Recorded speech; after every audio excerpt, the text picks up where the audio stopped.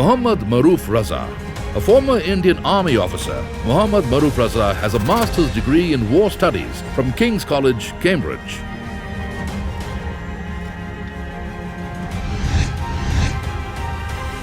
Mohammad Raza is a consultant and strategic affairs expert on national and international issues. He is consulting editor and also anchors the popular TV show Latitude on world affairs on Times Now. He also publishes a magazine, Salute India. His serial on the armed forces, Line of Duty, won him an award at the Rome Film Festival. It also won him an entry into the Limca Book of Records as India's first military reality show. Mohammad Raza is also visiting professor at Middlesex University, as well as at the Indian Military Academy, Dehradun. Ladies and gentlemen, please welcome Mohammad Maroof Raza.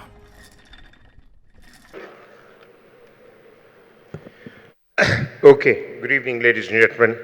I'm obviously honored as much as some of the earlier speakers to be invited here for this gathering, which is obviously, as I've understood in the last 24 hours being in Indore, that it is a flagship event of the city. So congratulations to you all. And well, before I begin, just a few sort of corrections. My bio, which was spelt out, has quite a few errors. I don't know where they picked it up from, but I've not been a visiting professor at the Indian Military Academy. I've been an instructor there. I did my war studies course at King's College London. I did another degree at Cambridge, so not King's College Cambridge, but another college at Cambridge. So anyway, let's put that aside. Let's get straight to the meat of the subject. I've kept my watch out because I love to stick to time. It's my old Fauji training, and I have to rush off at 5:30 for another engagement. But let me sort of move away from the sheer brilliance of the presentations of Dr. Pai and Mr. Karnik. Both of them had a set of ideas which I could happily use in an event which I organize every year in Delhi called Ideas on India. These are the kind of ideas that can make India great. But I think in another level, we've got to understand that we can keep talking about our soft power attributes. We can keep talking about the fact that we are an IT giant. We keep talking about the influence of Bollywood. We keep talking about the influence of NRI successes all over the world. And we can keep talking about what our aspirations are and what a great civilization we are. But to the rest of the world, ladies and gentlemen, unfortunately, we are seen to be a power which is eternally in waiting. It is a power which has been boasting of its arrival for more than a decade, but the world doesn't see India arriving in the very near future, because there are certain things which we need to get right if we want a place on the global high table. And this is not going to come only by the assertions of the good Indian Prime Minister, Mr. Narendra Modi. We have to get our act together. Individually, we've got a lot of brilliance. As a people, we are known for jugaad. As a society, we are known for our patience and our ability to absorb cultures and our ability to move beyond our shores purely on the strength of our civilization. But when the world looks at it, the world sees that you need to have a few attributes in place, a few qualities in you as a country, as a system, before the world will give you a place on the high table, which, let me tell you, ladies and gentlemen, those who have got there have elbowed their way into the top, and they're not going to make a seat for you. You'll have to drag the chair with you and go and sit down there. But how do you do that? You can only do that if you get a few things right. And the first thing that this country needs to have, and which it doesn't have, is a blueprint for the future. There is no strategic Indian vision for the future. We are all talking in different pockets. I was reading an interesting book the other day, and it said that at the power elite level, at the top level, there are three types of views that are still dominating thinking in Delhi. And as you know, most of national policies and national related push in the international arena comes from Delhi. One is the pacifists, the people who feel कि किसी को upset नहीं करना है. Let us sail along. And this has been the hallmark of our foreign policy, that smile, do nothing, take the back step, and let the others push you around. But because you are so big, and you're geographically so large, and you make up 1/6 of civilization and humanity, the world will still accord you a place on the high table. I'm sorry, ladies and gentlemen. Successive generations of Indian politicians have got it wrong. They've got it wrong because they have not been able to understand where India's strengths lie. They've not been able to push us and exhort ourselves and pull that genie out of the bottle and make India great, because they've thought the world will give us a place in the high table. Do you know Pandit Nehru was offered a place on the UN Security Council, but he let China have it because he said our time will come and we'll get a place anyway. Today, we are ranked with countries like Fiji Island and Seychelles, whose population is smaller than Indore. But we sit in the UN General Assembly and the press gets excited every time the Prime Minister of India goes and makes a point at the UN General Assembly. If I was leading this country, I'd walk out of the UN. I'll say, reform yourself, give me a seat on the high table, and then I come back. We don't have the guts to do it because a handful of Indian diplomats, ladies and gentlemen, a handful of Indian diplomats who love wearing silk ties and drinking the nicest of wines and educating their children in foreign universities, including the United States, want those postings because they get petrodollars there, they get US dollars there, and that's all tax-free. So they keep convincing every damn minister in South Block that it is good for India to be in global forums. I'm sorry. India needs to stand up and ask for its place or walk out of the gathering. And believe me, the world will give you a place because the world cannot do without you.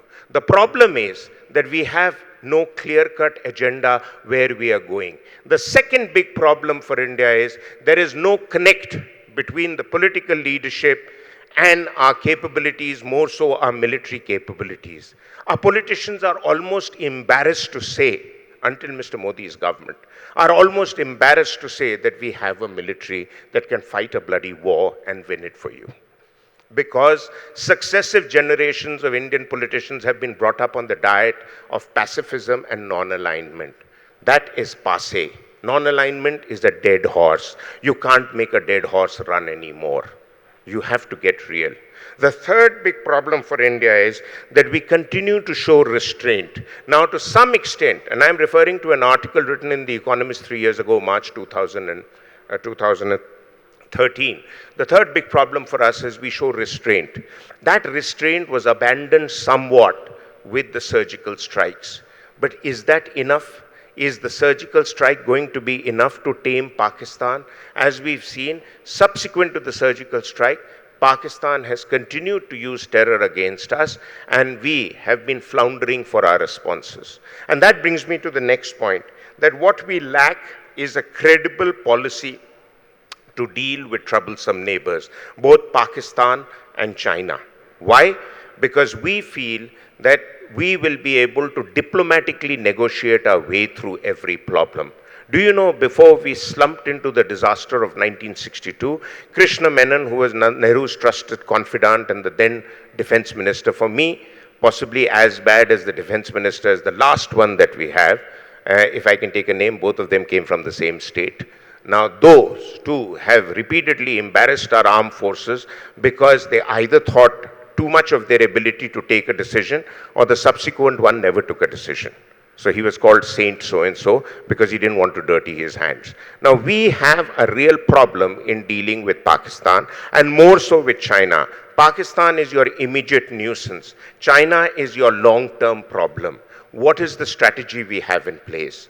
Our Foreign Office boasts that we continue to engage with China after so many years without firing a single bullet on our borders. But is that enough? When China is adopting a salami strategy, cutting away small pieces of your territory and claiming it because they know New Delhi lacks the spine to confront them. And when eating up on our territory on the Himalayan borders is not enough for them, they put together a string of pearl strategy to surround us with military and naval ports all around India's border, and finally turn around and ask New Delhi a question by looking us in the eye: is the Indian Ocean yours anymore? And we squirm away with the last National Security Advisor saying that if our Navy did muscle flexing against Chinese threats in the South China Sea, the naval chief has been misquoted because he quoted a strategy which was applicable to other countries, quite clearly saying to the Chinese that you browbeat us and we'll be very happy to lie down on the ground. Unfortunately, that is the kind of message that India has been giving out to the world. Now, my presentation or my talk, ladies and gentlemen, is about how we should not be doing that and how we have the capacity today to ask for a rightful place in the sun. And the first elementary essential for that is to have the political will as a people to do that. Political will is not about outsmarting your opposition in state elections. Political will is to lead India to a grand destiny, and if the country has elected you for that, then that is what you have to do at the national level. Not worry about winning the next election, but worry about that in your 5-year tenure, can the world listen to India more seriously? And there are 3 attributes that any potential or established great power must have. We must understand this. The first is to have sufficient diplomatic influence. Do we have that? I'm sorry, no. Even after the Uri attacks, even before that, people like me have been shouting hoarse on television to say that we must make it painful for Pakistan. But was it painful? No. Because Pakistan's generals continue to have their children educated in America, their uncles and aunts and themselves treated in American hospitals, property in America, and many of them after retirement take green cards and sit down and to hell with Pakistan, which they have claimed to defend. As I once said to a very eminent owner of a television channel, Pakistani generals are hawks while in service and doves after that, because that's the only way they can enjoy the wine and cheese on the seminar circuit by pretending that yes, we could have peace with India. They do not want peace with India. But do you have the diplomatic clout to make Pakistan pay? I don't think we've exercised it enough. If we had, we should have told the world, starting with the United States, that choose us or choose Pakistan. You want to have an engagement with India. You want to have Ford and Chevrolet cars running in India. You want to have research centers in Bangalore. You want to have Boeing aircrafts fly in India instead of those made by the French. Then you have to stop doing business with Pakistan and stop sleeping with their generals. I don't think we have the guts to do that, because the large number of our bureaucratic elite in South Block also have their children studying in United States and do not want to cut off links with the US. So whether integrity is about money being exchanged over the table, or integrity is about letting down your nation when national interest is concerned, that is a question we all have to answer, ladies and gentlemen, in front of the mirror every morning. I personally believe if you don't sell your nation out, you've done a far better job than perhaps anything else. Sadly, those that we elect to lead us have in the past at least, if not now, are continuing to sell us out. And that is a question we have to ask from our leadership, that how true are you to the promise that you made to the people in the Constitution? The second requirement of being a great power is not just having diplomatic clout, but you have to have the ability to project military power. An ability to project military power in Asia, India has. You saw how quickly our Air Force and Army landed up in Nepal after the earthquake before anybody else. You saw how our Navy was able to get Indians stranded in Yemen out of there before any other country, including people of 26 nationalities, of which there were some Pakistanis. You saw how quickly our Navy reacted to the tsunami. So we have power projection capability. What is limiting our armed forces is the absence of understanding amongst our political leadership that how we can use our military power. And if we don't develop that, and an eminent writer on India and Pakistan who works with an eminent think tank in the US once said to me over a meal, that you can probably count on your fingertips how many Indian politicians can tell you the difference between a tank and an armored car, or between a fighter aircraft and a transport aircraft. That is the tragedy of this country.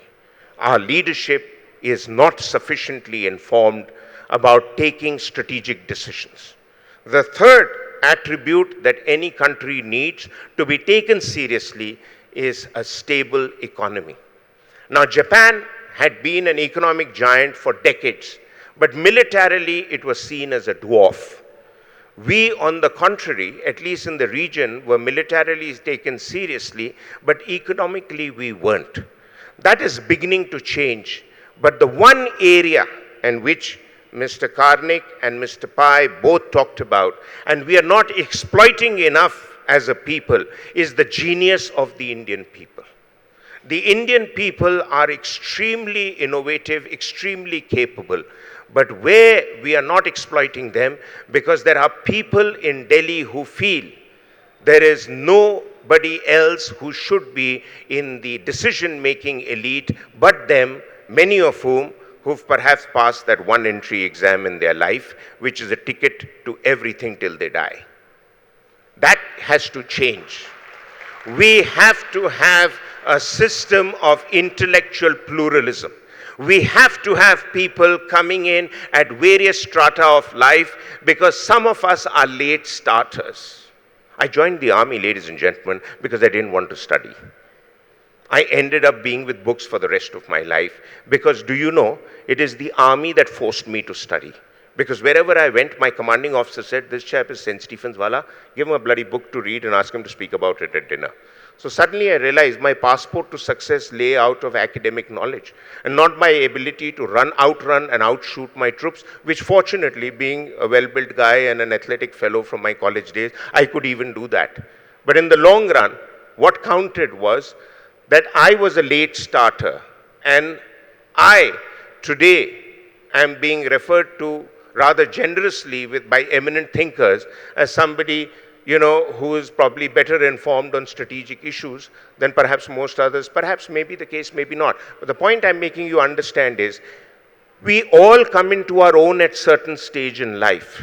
Just because we chose not to sit for the civil services exam doesn't mean we cannot make a decision and contribute to national interest at a later stage. Fortunately, I have a platform in the form of TV, and I tell people that more people hear me through TV than they would hear me if I'd go and be sitting in some corner in South Block.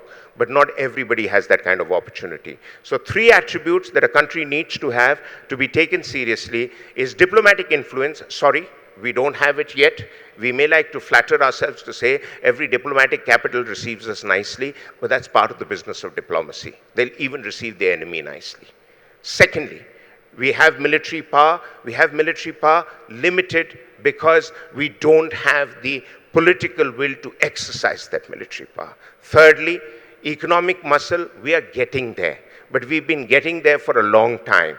And between rules and bureaucracies and regulations and absence of genuine implementation of long-term agendas, and we go from crisis to crisis, we are still an economy which is not in its fullest potential. I'm sure we all agree with that. Even a 7.5% growth, and I think it's growing now at 6.9 or 7.1%, even a 7.5% growth may make you the biggest, the fastest growing big economy in the world, but it's not good enough for India, ladies and gentlemen. We have to target 10, 12, 15% growth till we come back to 7.5 and maybe eventually 5%. But that has to happen in our lifetimes. Now I'll tell you the other areas where we are lacking. Why I'm trying to tell you what we are lacking is then to offer you solutions that what we can do to get into the closed door discussions on the high table. We're not there yet. We're knocking on that damn door. We've been knocking there for decades. And we're knocking in such a half-hearted manner that people are not even hearing our knocks. So the first thing that we need to do is the Prime Minister's vision about India becoming a great power has to be matched by the bureaucracy and the diplomatic elite. Sadly, on Raisana Hill, South Block and North Block are divided houses. Our elite are not on the same page, and they're praying like hell that their tenure continues till the Prime Minister's tenure gets over and they get back to business as usual. India is like the flowing Ganga. A lot of things keep happening and have happened for generations.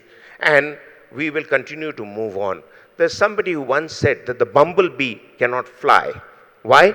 Because aerodynamically, it's not correctly designed to fly. But bumblebee doesn't know that, so it keeps flying. India is like the bumblebee. It is unwilling to accept its own faults. It perhaps doesn't want to see its faults, and it keeps going. And we are growing, ladies and gentlemen, not because of the government, but despite the government. It is the genius of the Indian people that has brought us here. Let us not flatter our policy makers.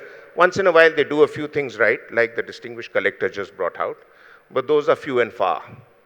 Generally, the momentum of growth will only be unleashed if the people of India are given a strategic blueprint and they are allowed to go hammer and tongs and take over the world the way the Chinese are doing that. They are not gloating on their civilizational hangover. They have got their act together. They are studying old scripts. They are reading what their philosophers said, and they're browbeating everyone into falling in line. In our case, sorry, we are not there. And I'll give you 2-3 examples why we are not there. We are unable to protect our position as an emerging regional power. We lose out on opportunities. We were offered a naval port in Hambantota in Sri Lanka. We didn't think it was a wise idea. The Chinese moved in. I believe even for the Chinese, it didn't work out to be a wise idea. But on the same lines, we lost out initially influence in Myanmar. The Chinese again moved in there. But the good thing about India is that the Chinese move in, put $32 billion in Myanmar, put lots of billions of dollars in Sri Lanka. But at the end of the day, the world gets so exhausted with them, they come back to us. We are hoping that this rebound thesis will keep working for us everywhere.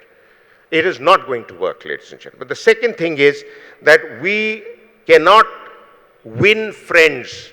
We are very good at losing what was already a good friend. Look at the case of Nepal.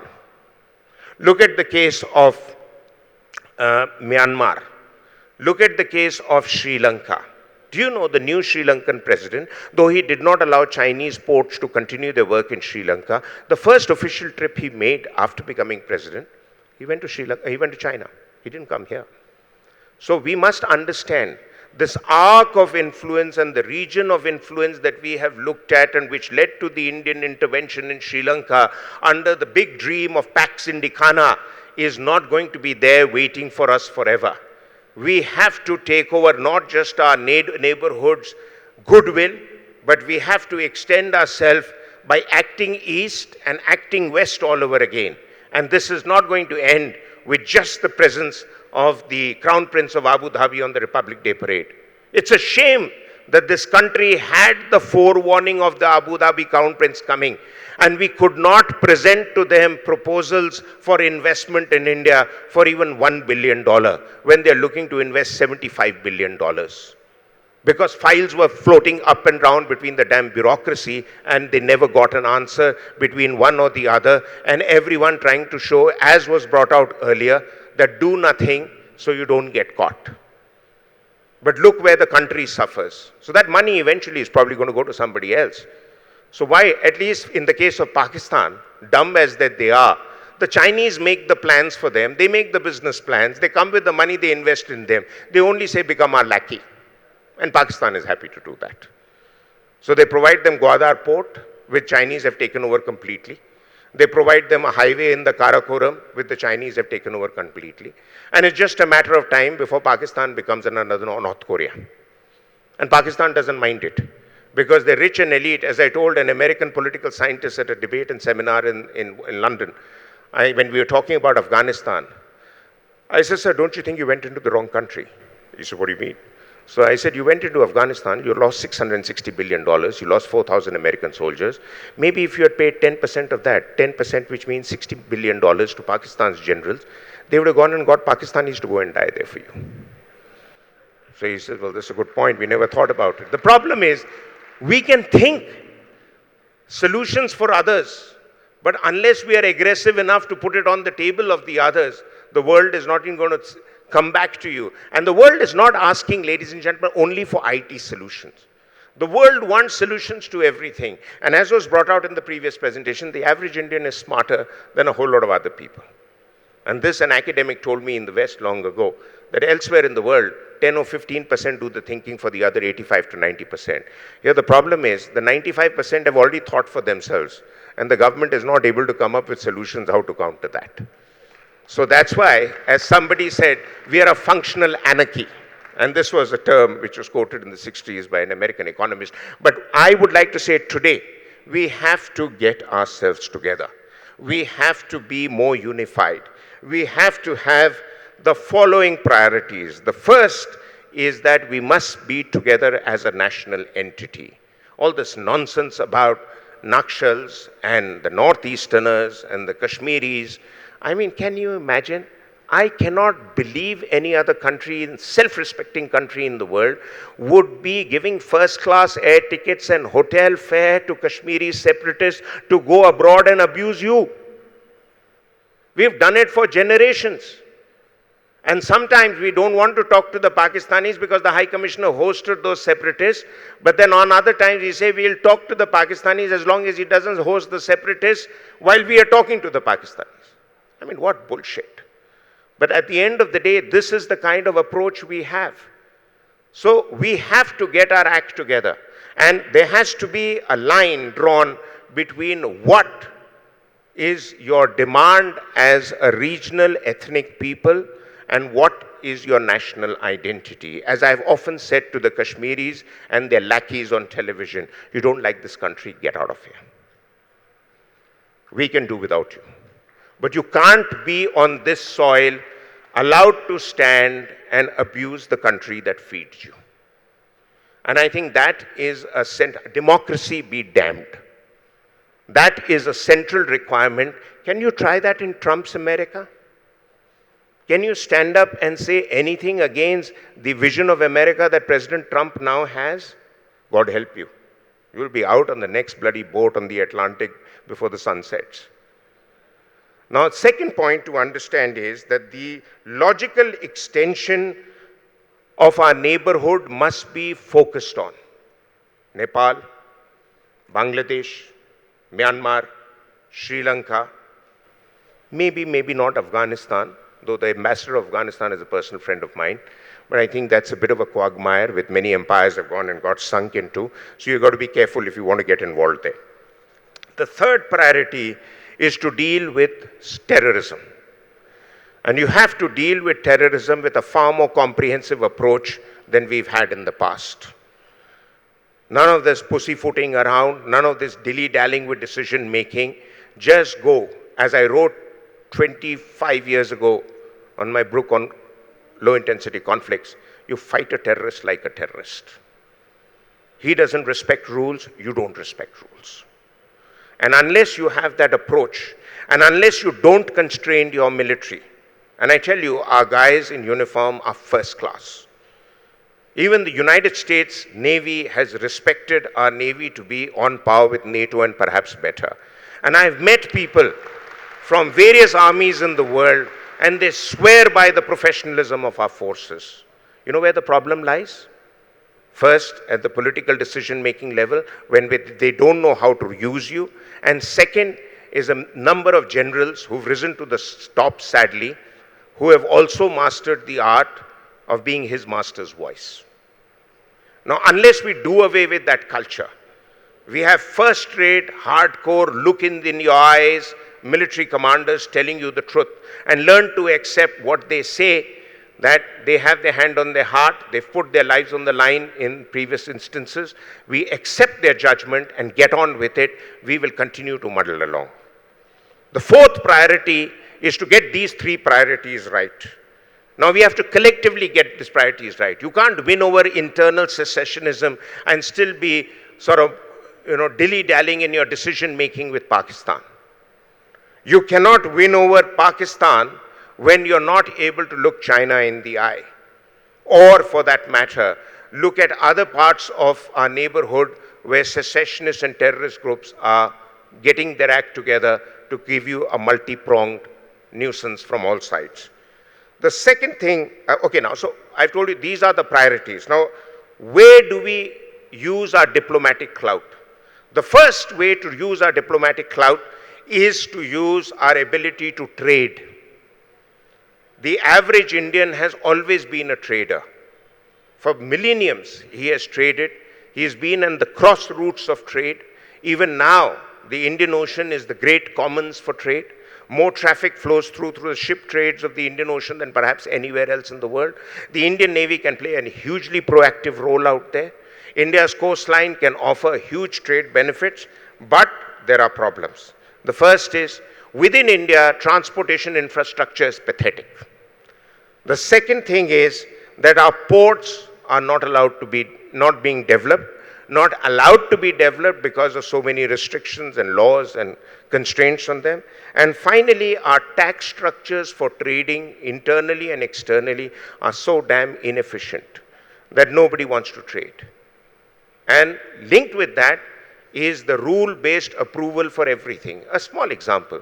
You know, our local scientists in DRDO make more than 2,000 items that can be exported worldwide. And I'm not just talking of bombs and missiles. I'm talking of boots and bayonets. But every item, they need to go back to taking bureaucratic approval. When you ask the bureaucracy, and I did a seminar on that in Delhi, then I said, what is their criteria for denying approval to them, or to which countries to export to? I said, the response I got from a bureaucrat is, they should not be on the UN list of countries where export is restricted. I said, Pakistan is not restricted exports to, because the US exports stuff to them. So will you allow our chaps to export things to Pakistan? This is aap kya bol rahe ho? Now the point is that we blindly follow everything that comes out on the net and other rules. We don't apply ourselves. So in as much as the average Indian has got innovative skills in him to apply himself, the average government official is just the opposite.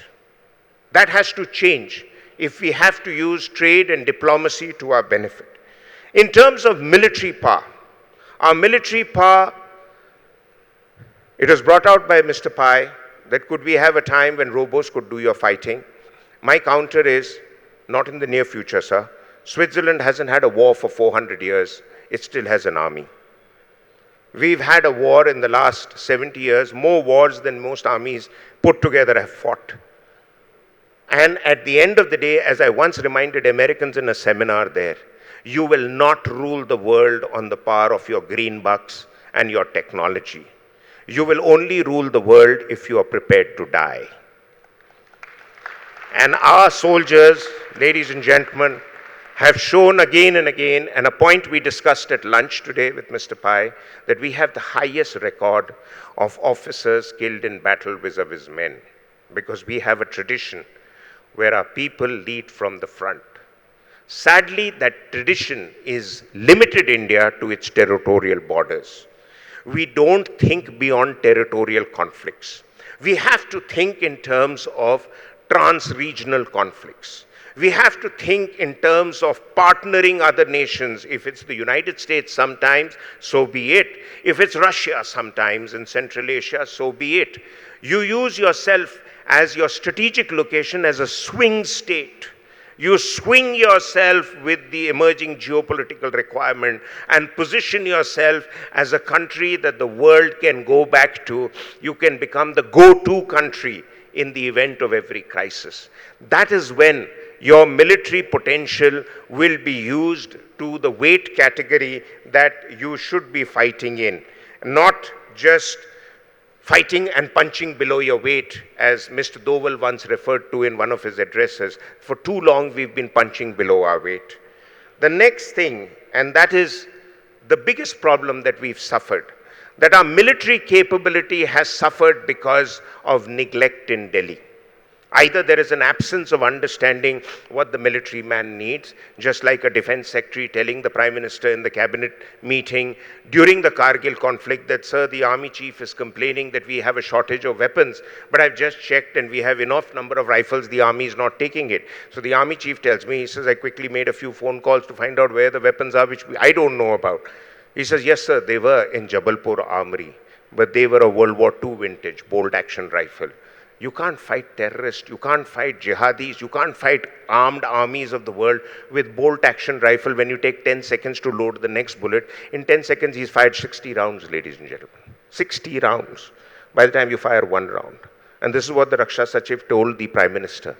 Because the problem is the bureaucracy in India, which prides itself for its generalist nature, would have a defense secretary who had just been health secretary. He was counting needles first, now he's being asked to count missiles. They both look like quite similar to each other, but they do different things, right? But you have a bureaucracy that takes pride that we have complete control of everything. Do you know the shocking revelation I want to put across to you, ladies and gentlemen? Under the Government of India Rules of Business of 1961, a civilian defense minister who's probably wondering where he might become the next chief minister of, and a civilian bureaucrat who's probably health minister or culture minister for all I care, who was looking at paintings about wars in Mahabharat days, and now has become the defense minister of India, right? Between them, they are responsible for the defense of India. The service chiefs are not responsible for the defense of India.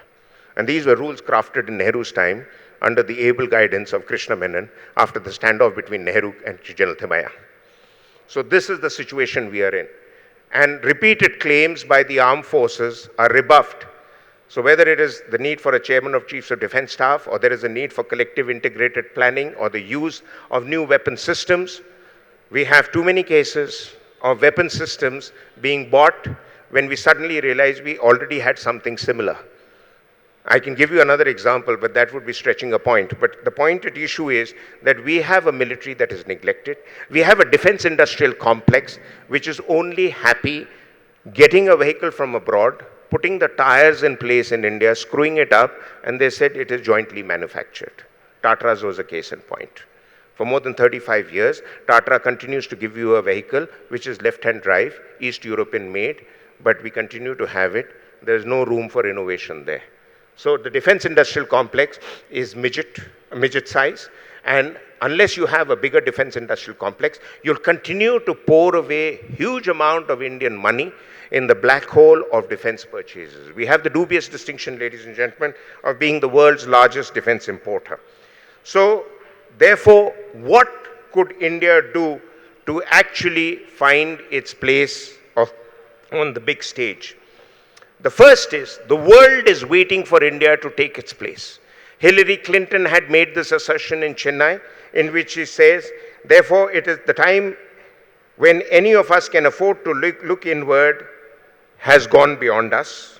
And India's growing role in Asia Pacific and South and Central Asia is a given. Obama went a step further, and he went on to say that the Obama administration and Obama himself looked at India as a nation that is not simply emerging but has emerged. A nation with whom there are so many bonds that Americans share. But there's one difference. The Americans have the will to fight it out. We still lack that at the national level. Because for too long, we've grown up on this whole accommodative attitude. What we need to do instead is we need to get ourselves together and need to put together our resources nationally to do the following. The first is, India must accept the need for a larger role for it to play on the global stage. And for that, we have to accept two things. One, if you are a weak state or you appear to be weak, you will continue to invite trouble and you will continue to invite attacks. The second is, there is very little place for morality in international affairs. You cannot just stand on a stage and start preaching. Those days are gone. What you need to do is, you go out, as Kissinger said, what I do for my country, outside my country's borders, can never be immoral. So just do what is to be done for your country and go out and get it. And if somebody is tougher than you, he will anyway get it. But you are not willing to exercise your capability and you're waiting for everything to come on a platter. The second thing is, we see ourselves as a revisionist power.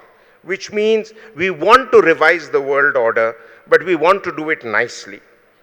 Its policies have become India's policies, as the Schaefer family, Howard and Teresta, who've written a book on global table, India on the global high table, have says that India's policies are deeply interdependent on those of the other country. But we've not been able to leverage our strength vis-a-vis the others. So today we have a situation where India is ranked 6th behind China and Japan in the Global Power Index by the American Interest magazine. But like Japan, India is often overlooked in the list of great powers. Why this is so is because India isn't seen to be pushing its own case. It looks hesitant to pick sides. New Delhi, several clear steps that in India could take vis-a-vis China has refused to do so. You remember some of the Chinese intrusions some years ago? Again, there was a reluctance on the part of Delhi to upset the Chinese. And the Chinese are continuing to wait and watch you, that what will be your behavioral pattern before they go for the big kill again. So don't send out wrong signals. Secondly, we have a landlocked mindset. We have refused to exercise our location on the Indian Ocean and even threaten China with the possibility of you do something to us on the northern borders, we will do something which will make it difficult for your trade to pass through the Straits of Malacca. We have a naval edge there. We haven't even used that. In fact, Shiv Shankar Menon, India's ex-NSA, while in China, when the Indian Naval Chief Admiral Joshi made a few remarks about we would respond aggressively to any Chinese aggressive activities, actually apologized to the Chinese in public to say, oh, those remarks were out of context. So the problem is that our Foreign Office, which claims that it has complete control of our borders with China, has moved not an inch in getting China even to accept the 3 sets of maps that define our borders with China. The Western Theater, the Central Theater, and the Eastern Theater. So currently, the Chinese says, we haven't even looked at your map, so how are we going to accept what you call as your frontier? The other idea that continues to bother me is that China's One Belt, One Road initiative. This is taking over all of Asia. Whereas India is lacking even in ideas on the international forum. One quick step that you could easily take, and this is something I wrote about 7, 8 years ago in my magazine Salute, that the best way to counter China's build-up in Pakistan and elsewhere is build up militarily those countries that will never have good links with China. 2 of them come to mind immediately, Vietnam and Japan. China is paranoid about Indian missiles being given to Vietnam. But we are not even wanting to carry out military maneuvers with Vietnam in the South China Sea for fear of upsetting Vietnam, through Vietnam the Chinese. What about handing them missiles? And they want to buy it. BrahMos missile, there is a technical problem. It's co-manufactured with the Russians. Russians will probably not give you permission. But you've got the Akash. Chinese are reluctant that you even give them that. The moment you start arming China's neighbors, China will think twice about further arming Pakistan, whose nuclear program is China's nuclear program in Pakistan, whose military modernization is all linked to Chinese weapon systems coming there. And now China is going to bail them out economically also. But what are we doing in return? We're just hoping like hell that history and God will bail us out. The other point is that further up in the Middle East and in Southeast Asia, where China's shadow looms large, we are not doing enough. We are reluctant. There was an Indian Ocean conference that was sponsored by the government in Singapore. I happened to attend it. But the Indian Ocean conference was also very, very, very reluctant to say anything that may upset the Chinese. I mean, is the Indian Ocean Chinese Ocean or Indian Ocean? If it's the Indian Ocean, let's claim it back, ladies and gentlemen. And you can claim it back because I've heard the Prime Minister of Sri Lanka at the conference to say, we are waiting for India to lead us. But Delhi is reluctant to lead.